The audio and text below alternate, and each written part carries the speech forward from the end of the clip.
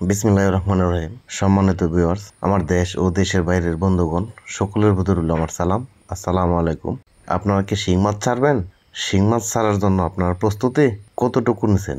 আপনাদের প্রস্তুতি নেন, আপনার পুকুরে শিং মাছ ছাড়ুন, অনেক টাকা লাভ করতে পারবেন, দ্বিগুণ লাভ হবে শিং মাছের ব্যবসায়। শিং মাছের ব্যবসায় এগিয়ে আসুন, সকলেরই পকেট ভর্তি টাকা করুন। পকেট ভর্তি টাকা করবেন, শিং মাছের চাষ করবেন, শিং মাছের পুকুর প্রস্তুত করবেন, শিং মাছের পোনা বাছাই করবেন, সুষ্ঠু এবং সবল পোনা ছাড়বেন, ভালো পোনা ছাড়বেন, কালো পোনা ছাড়বেন না, প্রতিবন্ধী পোনা ছাড়বেন না, পুকুর সেচ দিয়ে লাস্টের পোনা চাষে দিবেন না, জাল টানার প্রথম টানের পোনা নিয়ে চাষে যাবেন, তাহলে আপনাদের পোনা মাছের ব্যবসা হবে, আপনাদের মাছ গ্রোথ হবে, আপনাদের মাছ 15টাই কেজি হবে, 10টাই কেজি হবে।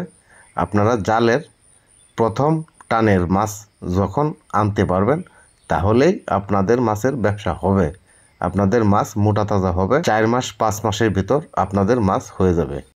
4 থেকে 5 মাসের ভিতর যে মাছ হয়ে যাবে সেটি হবে একমাত্র ফিমেল মাছ।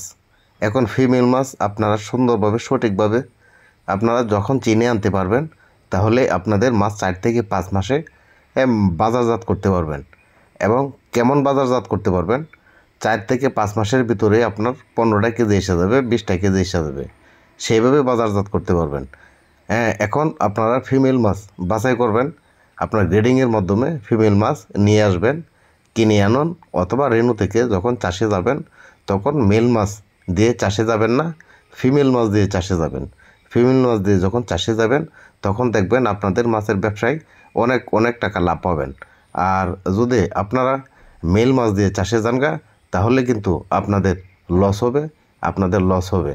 আর মেল মাছ আর এদিকে মেল আর ফিমেল মাছ দিয়ে যখন চাষে যাবেন তখন দেখবেন আপনাদের মাছ 30টা কেজি থাকবে, কখনোই 30টার নিচে নামতে চাবে না। আপনারা 4 মাস না 7 মাস 8 মাস খাওয়ানোর পর দেখবেন আপনাদের মাছ 30টার নিচে আসতেছে না।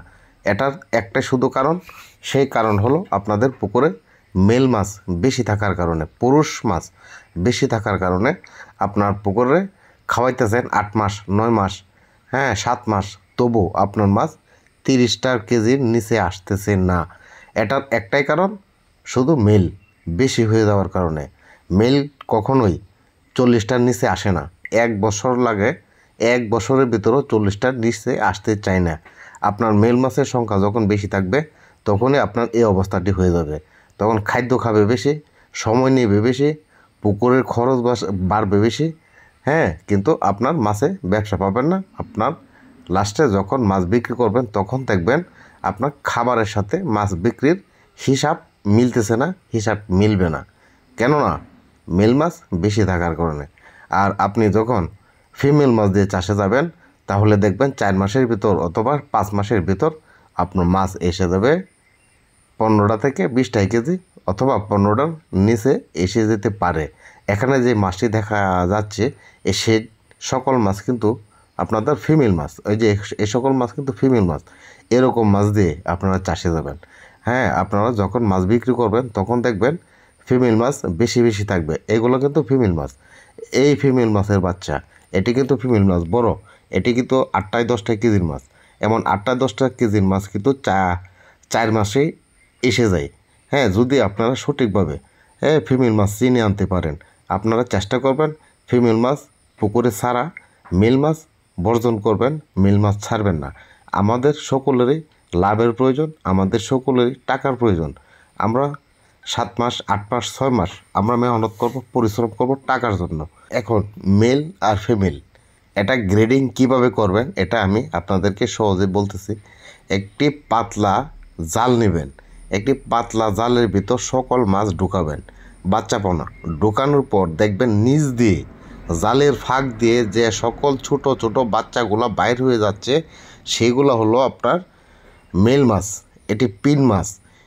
এটি পিন মাছ আপনারা পুকুরে ছাড়বেন না, পিন মাছ আপনারা কিনেও আনবেন না। তাহলে দেখবেন এই পাতলা জালের উপরের অংশে যে মাছগুলো থাকবে সেই মাছগুলো থাকবে এই রেনুর পোনার সবচেয়ে বড় সাইজের পোনা। ওই বড় সাইজের পোনা এটি তাড়াতাড়ি বড় হয়ে যাওয়ার কারণে এই মাছ বড় হয়ে গেছে। এই বড় হয়ে যাওয়ার কারণে এই দেখবেন এতেই বোঝা যায় যে সকল মাছ বড় হয় তাড়াতাড়ি। হ্যাঁ, আপনার চাষে যখন দেবেন তখন দেখবেন এই ফিমেল মাছ খুব দ্রুত গতিতে বৃদ্ধি পাচ্ছে, খুব দ্রুত গতিতে সে বৃদ্ধি পেতেই থাকবে, সে আর থামবে না। আর মেল মাছ যেটি এই পাতলা জালের ফাঁক দিয়ে নিচ দিয়ে যে সকল মেল মাছ চলে যায়, যে ফিন মাছগুলো চলে যায়, এ সকল মাছ কখনোই বড় হয় না, বড় হবেও না। আর আপনারা যখন এই সকল মাছ কিনে এনে পুকুরে ছেড়ে দেবেন তখনও কিন্তু আপনাদের লসের সম্মুখীন হতে হবে। কেন আমরা লসের সম্মুখীন হব? আমরা জেনে শুনে কেন আমরা লসের সম্মুখীন হব? আমরা জেনে শুনে আমরা পিন মাছ কিনে আনবো না, জেনে শুনে আমরা মেল মাছ কিনে আনবো না। আমরা যাদের কাছ থেকে কিনে আনবো তাদেরকে আমাদের বলা উচিত, আমরা বলে আনবো যে আমরা পিন মাছ কিনে নিব না, আমরা ফিমেল মাছ শুধু নিব। টাকা অথবা পয়সা যতই বেশি লাগুক, আমরা টাকা বেশি দেব, হ্যাঁ পয়সা বেশি দেব, আমরা যেন ফিমেল মাছ বাছাই করে আমরা আনতে পারি। আমরা যদি ফিমেল মাছ বাছাই করে আনতে পারি তাহলে আমাদের মাছের ব্যবসায় লাভ হবেই। তাহলে আজকে এ পর্যন্তই, আর দেখা হচ্ছে আগামী ভিডিওতে। আর আমার এই চ্যানেলটিতে এখনও যারা সাবস্ক্রাইব করেন নাই, আমার এই চ্যানেলটিতে একটি সাবস্ক্রাইব করে দিন। আপনাদের সাবস্ক্রাইবের ভালোবাসায় আমি যেন আপনাদের কাছে টিকে থাকতে পারি, আপনাদের কাছে যেন আমি থাকতে পারি, সেই আশা রেখে সেই প্রত্যাশা রেখে আমি এখান থেকে শেষ করলাম। আল্লাহ হাফেজ।